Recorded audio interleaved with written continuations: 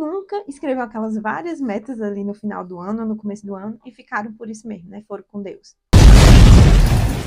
Você é empreendedora, presta serviços, ou já trabalha há algum tempo com seu próprio negócio e às vezes nem se compreende como empreendedora ou empresária, mas não está tendo ainda os resultados que você deseja? Talvez falte planejamento estratégico.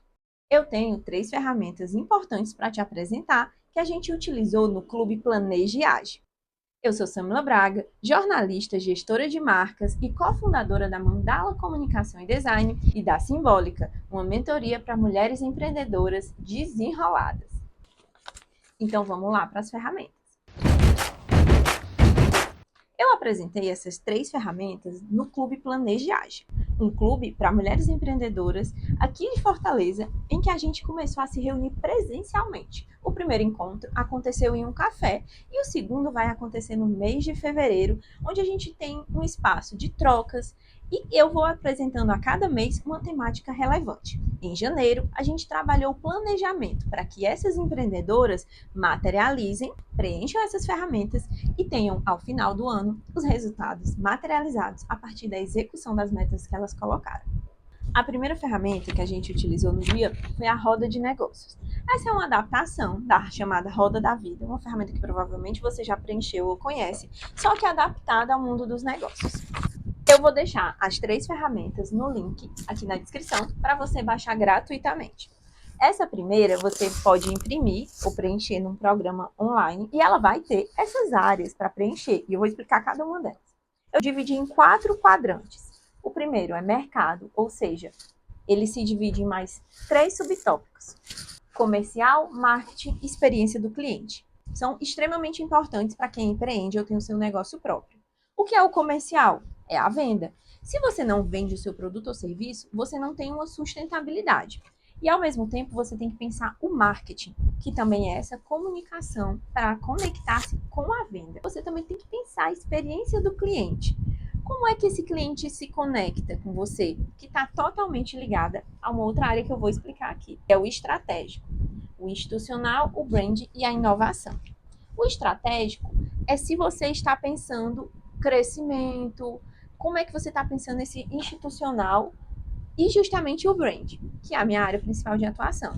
O brand é pensar a sua marca. E marca, eu não estou falando aqui de logo, eu estou falando do todo, de toda a experiência gerada, a sua essência, como você se posiciona, para se conectar e conseguir vender e gerar uma experiência de cliente adequada. Além disso, inovação. Em que é que você está inovando? No seu produto, no seu atendimento? Outros pontos são na gestão, porque você administra o seu negócio, mesmo que você seja uma prestadora de serviço, você está administrando o seu negócio.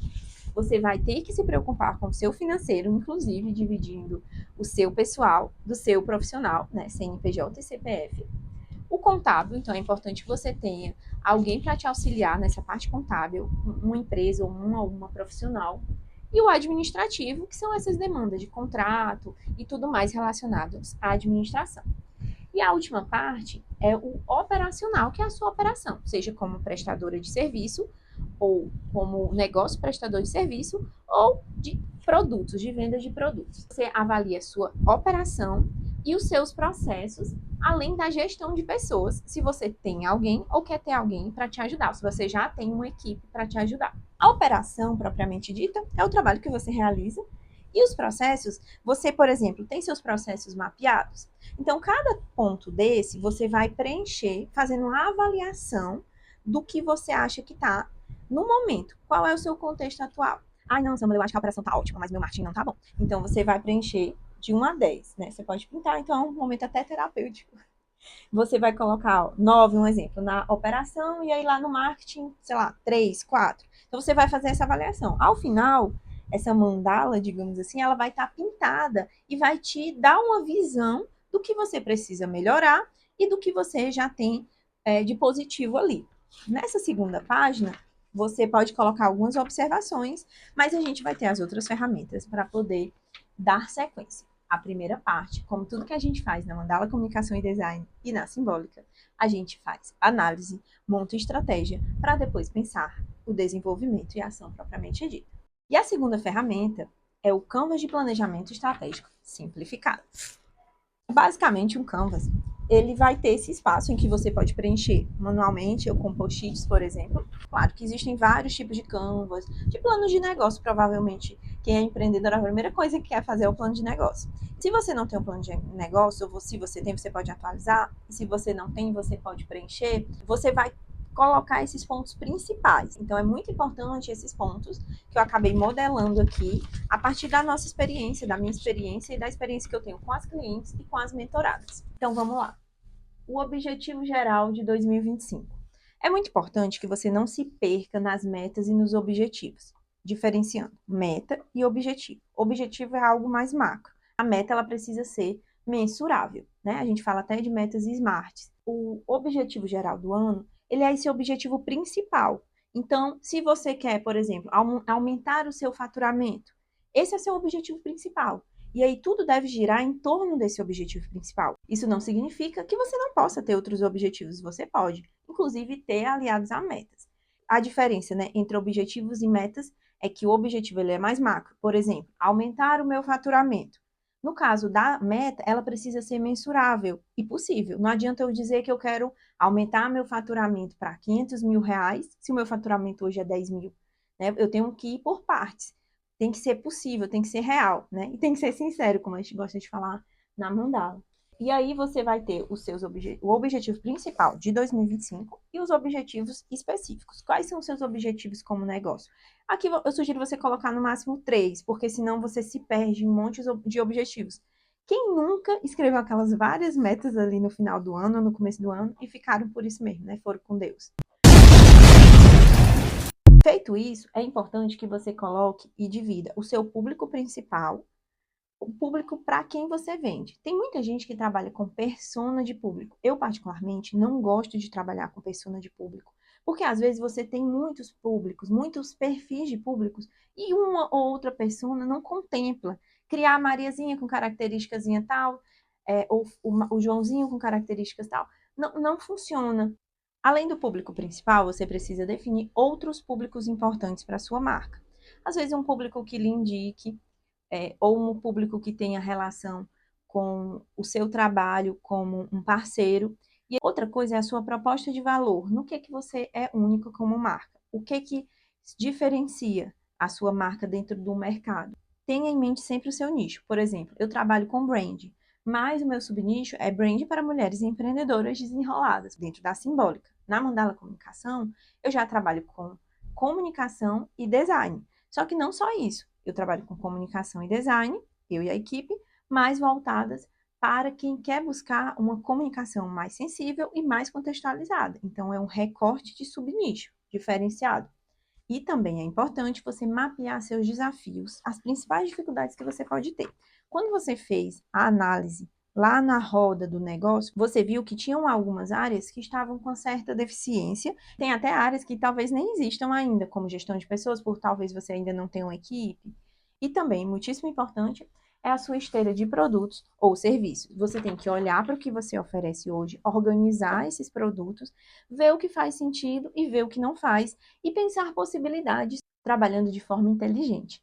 Na mentoria simbólica, por exemplo, eu estimulo muito as meninas a trabalharem de forma inteligente.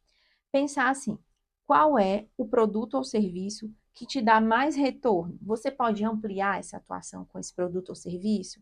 Ou não, você pode criar um novo produto ou serviço que vai te dar mais retorno. Isso é muito importante, porque aí você acaba, às vezes, trabalhando muito e não tendo retorno. Inclusive, avaliar produtos e serviços que não te dão muito retorno. Você está só prestando aquele serviço, ou está só produzindo aquele produto, e o lucro dele é mínimo. Então, comece a pensar e agregar valor conectando todos esses pontos aqui do planejamento. E, por fim, a gente tem o cronograma de ações mensais, com foco em cada mês do ano de 2025. Aqui é só uma visualização, não necessariamente você vai colocar tudo nessa ferramenta, mas é para você ter uma noção. Você pode, no primeiro momento, imprimir e colocar, usar post-its ou aqueles marcadores, ou você pode simplesmente usar essa estrutura para ter como base. Então, a gente está agora em fevereiro de 2025. O mês de janeiro já passou. Mas você pode pensar o seu ano de fevereiro até fevereiro de 2026, por exemplo. Mas o que é importante você entender? Quando você pensa por mês, você consegue estruturar melhor suas ações e às vezes mensurar. não necessariamente só por mês, mas por período. Vou dar um exemplo da Simbólica. Eu criei meu planejamento, escolhendo ações ou eventos que eu queria trabalhar por mês. Campanhas de lançamento ou alguma atividade que eu queria fazer por mês, seja da Simbólica ou seja da Mandala no planejamento estratégico. Uma primeira ação foi justamente iniciar o Clube Planejiagem, porque eu estava sentindo falta de ter um contato mais direto com essas mulheres presencialmente. Então, no clube não tem só as mentoradas, tem outras empreendedoras. Quando eu pensei em fundar a Simbólica, porque eu já trabalhava há 10 anos com a Mandala, foi porque eu estava sentindo falta de conseguir ajudar mais pessoas de forma direta. Tanto que eu estava até comentando ontem que foi uma das melhores escolhas que eu fiz, porque no dia a dia elas vão dando os feedbacks direto e já dizendo, eu estou amando o processo e já está me dando resultado. E isso, assim, é justamente o que eu estou procurando incentivar, trabalhar com propósito. É olhar e você ver que você está auxiliando a vida dessas mulheres, no caso, que é o meu público. Mas quando você trabalha com propósito, você vai justamente buscar pensar esse produto, esse serviço, para cumprir ali, suprir uma necessidade de alguém, que é o seu público de destino, né? Então, você pensando nessas ações por mês, você consegue chegar ao final do mês, porque a gente já tem no nosso imaginário essa ideia de que o mês tem começo, meio e fim. Ao final de fevereiro, você já vai mensurar, olha, isso aqui funcionou, isso aqui não funcionou. Então, estruturar esse objetivo maior na ferramenta anterior e, a partir disso, pensar as metas aliadas a ações, né? Eu quero aumentar meu faturamento em 20%, por exemplo. Mas o que é que eu vou fazer para isso? Eu vou estruturar aqui melhor o meu setor comercial. E às vezes o seu setor comercial é você, e aí você não sabe vender, então você precisa fazer uma formação em vendas, né, para entender como é que é esse processo comercial. Então, toda empreendedora, inclusive, precisa saber vender, é uma dificuldade, né? No começo eu também tinha bastante, mas para quê? Porque os seus objetivos eles vão variar, vai variar de empreendedora para empreendedora, de marca para marca. E é muito importante que se tenha essa continuidade, não se comece só e faça essas metas e fique por isso mesmo. Não, eu estou transformando essas metas em ações palpáveis durante o meu ano e ao final de cada mês eu vou conseguir mensurar. Essa é a terceira ferramenta e eu acho que uma das mais importantes. Ao final de 2025, a gente consegue ver o que a gente conseguiu materializar. E uma coisa muito, muito importante, planejamento não é sobre cumprir exatamente o que estava lá, mas é um guia, é um mapa. E às vezes o caminho muda, imprevistos vão acontecer. Só que se você não tiver um planejamento, você não sabe para onde você vai, né? Tem aquela metáfora clichê da Alice. Se você não sabe para qual caminho vai, qualquer caminho serve. Obrigada, mas eu só queria saber que caminho tomar. Oh, isso depende do lugar aonde quer ir. Realmente não importa, desde que eu... Então, não importa que caminho tomar.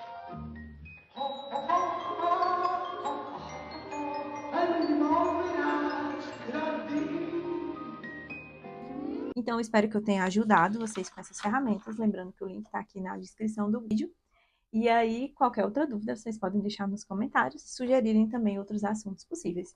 Fica o convite também para quem for de Fortaleza, o Clube Planejiagem vai acontecer agora no final de fevereiro.